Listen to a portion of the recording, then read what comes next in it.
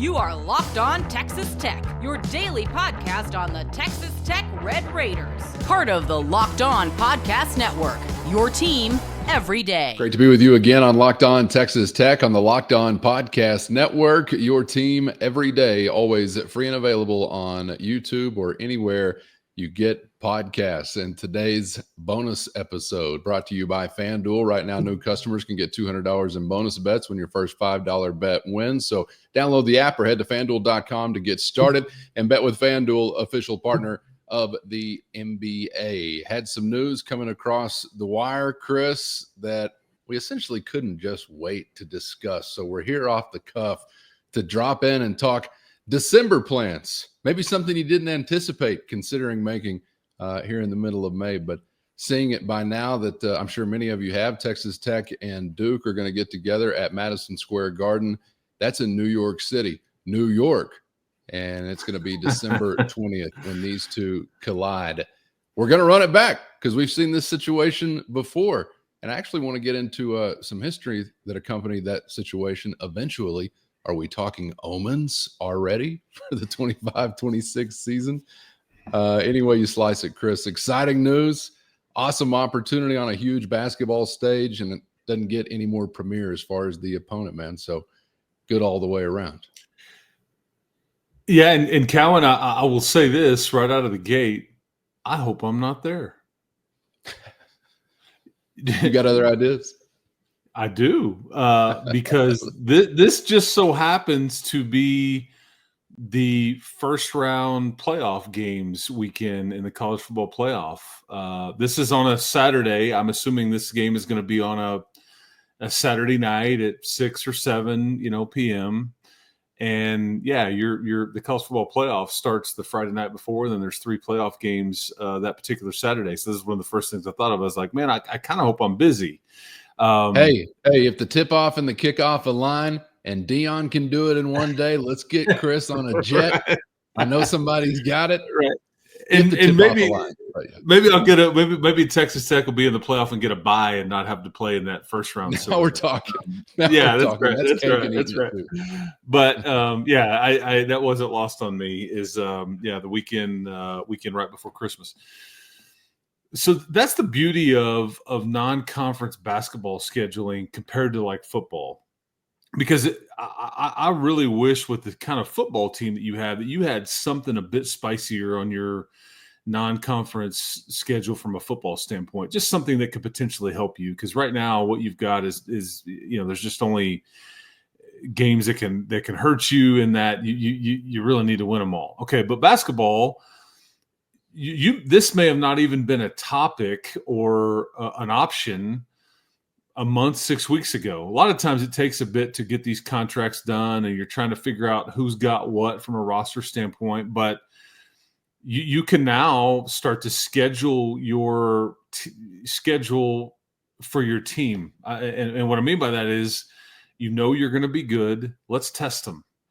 Let's see what we can do. And not every, you could, hey, Duke, we really love to play it. Well, yeah, there may be 20 people in line ahead of you there that Duke would maybe rather interact with or play or whatever, because Duke typically has a game at the Garden. It's an annual kind of deal for them. And so this is something that now, when did Texas Tech enter the equation? I'm not real sure. But this is something you participated in back in 2019. Now, you've played at an event before that was like I want to say you played maybe Louisville, and there was Duke and somebody else played after you. So this was part of a classic or whatever. But I gather this is a standalone, similar to the 2019 game when you had Jimmy Butler in the front row. Zaire Smith was sitting right behind me. That was the Zion Williamson team. A lot of star power, and tons of Tech fans were there. It was awesome. And that was the Final Four year. But you are trying to schedule up with your non-conference. And so we were wondering last time we talked about scheduling, what else may be out there? And I think we got into discussion that Grant may want to test his team. And this is certainly because these are more than likely on my bingo card. I got to be honest. We'll get to the MTEs, and I had several of those thoughts in just a minute, but I didn't have this one bubbling there on my bingo card. So I was quite excited to hear the news. Yeah, I mean, it's because this is a game, Cowan, that I just playing it is a big deal. I don't if you don't come out on the right side of it, I don't think it hurts you. I think we'll see where they're at the time the game is played. But I think at this point right now, as we look at it from off into the distance, like these top 25 type scenarios, like here in May, based on what everybody's roster looks like, and not everybody's done with their roster. I don't think you are, and I don't think Duke is. We'll get to that in a second. But I think these are thought to be two top 10, top 15 teams. You know, obviously Duke went to the Final Four last year, and in San Antonio, and then just miracle comeback by Houston. And, you know, that they came up short. But Cooper Flagg and the whole deal, they're going to graduate, or not graduate. A lot of those guys are going to leave and about to have their name called in June. But they've got the Boozer twins coming. They've got a guy named Dame Sarr, who's from Italy, I think, or played professionally in Italy, or some Italian connection that I think is one of the top overseas players. I think Kansas was in the mix there, and I think Duke is more than likely going to end up with him. But this will be a very talented Duke team, and John Shire has kind of done what Mike Krzyzewski was hoping and taken this thing and really ran with it. And you know, it's an exciting and I've been to New York so many times, especially around the holidays. It's not like I feel the need to go back just because I've done it. And New York it makes me claustrophobic.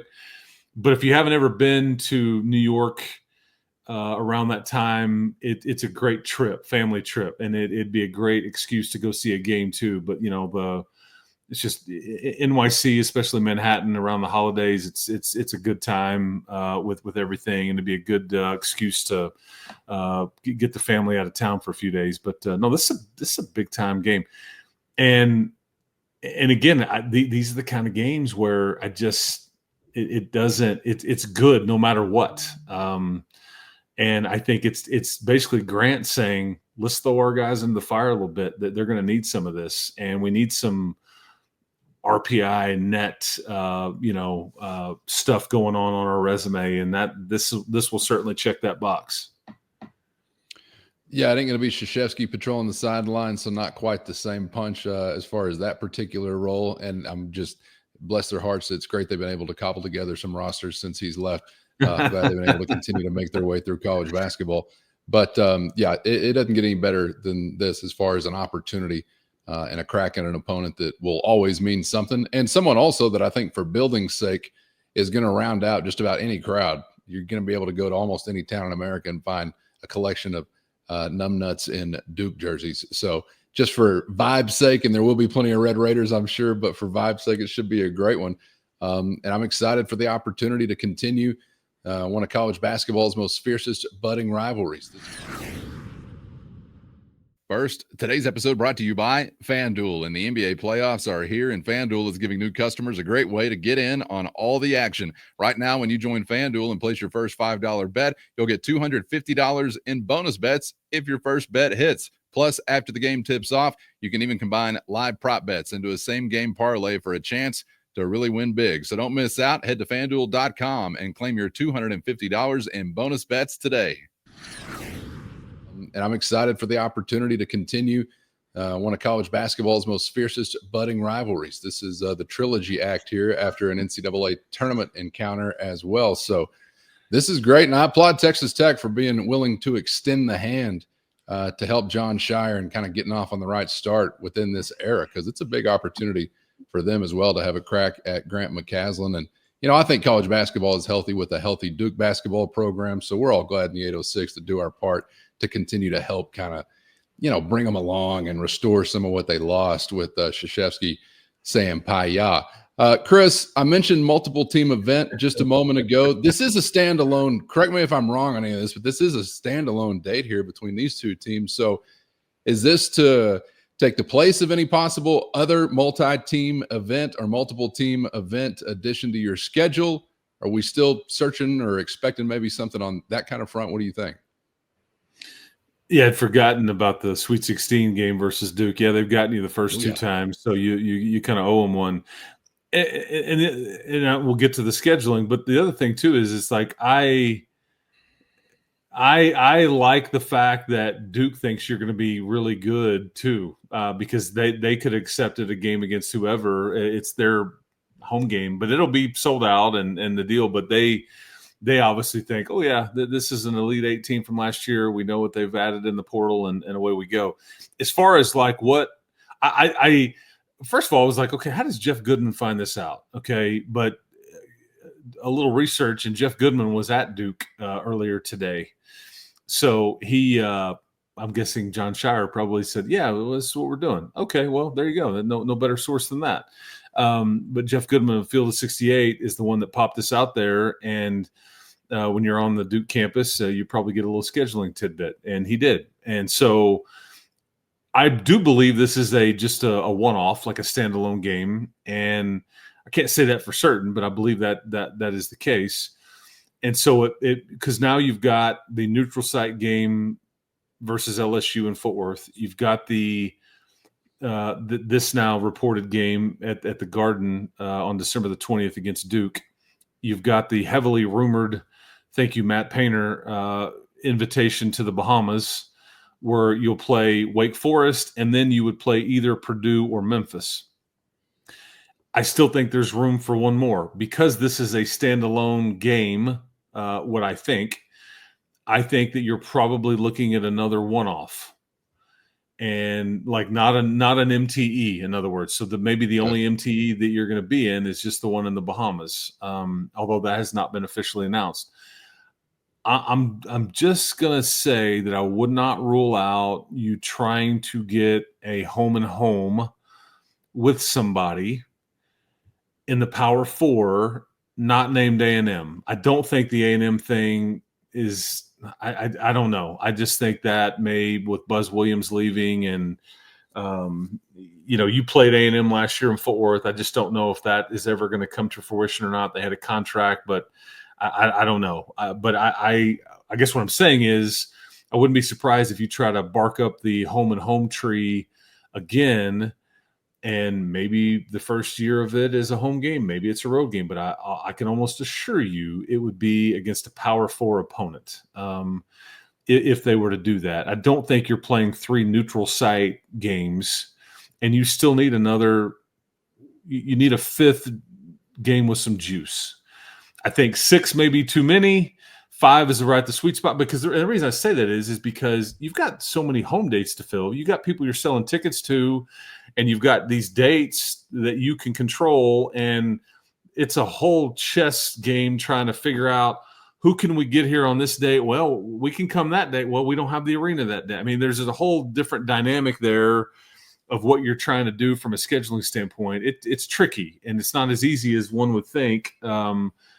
You're trying to schedule competitively. You're trying to schedule. You've only got so much money to spend to bring teams in. You've got to appease a season ticket fan base and all that stuff. But I'm just going to surmise that maybe you can bark up the home and home tree, and we'll see kind of what that looks like for maybe a 5th game, whether you're hosting or the away. But maybe there's a repeat. So if you get a home game either this year or next year, that would be great. But pretty good little situation, because see, Duke should be a top 10 or 15 team. If you somehow cross paths with Purdue, they're going to be what some think maybe the top team in the country, or maybe a top 5 team. And that's assuming you match up in the Bahamas. LSU is a team from the SEC and the whole bit. So anyway, I think you've done good here so far. Yeah, exciting news to say the least, and definitely expecting a much different ride through your non-conference portion of the schedule upcoming than what we most recently experienced. All right, I appreciate a little bonus time.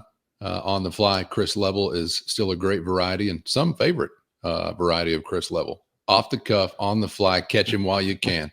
And we'll be back at it very soon as we move forward through the remainder of the week. So looking forward to that one, Chris. Thanks for the time. You bet, man. See you in New York in December, unless we're on a gridiron somewhere else. How about that? I'm open to both options. That'd be great. Bet you are. Yeah, me too. Yeah, me too. Me too. All right. Appreciate you and appreciate everybody for being out there wherever you may be. Get subscribed on YouTube or anywhere you get podcasts so you never miss an episode. Thanks to the everydayers for always being there, even sometimes twice a day. And shout out to the Matador Mob. You can find the link in the show notes for a free 14-day trial there. That's your direct line to Chris and myself with one-on-one text sent straight to your phone. For Chris, I'm Casey. Thanks as always for the time, and we hope to see you back for the next round on Locked On Texas Tech.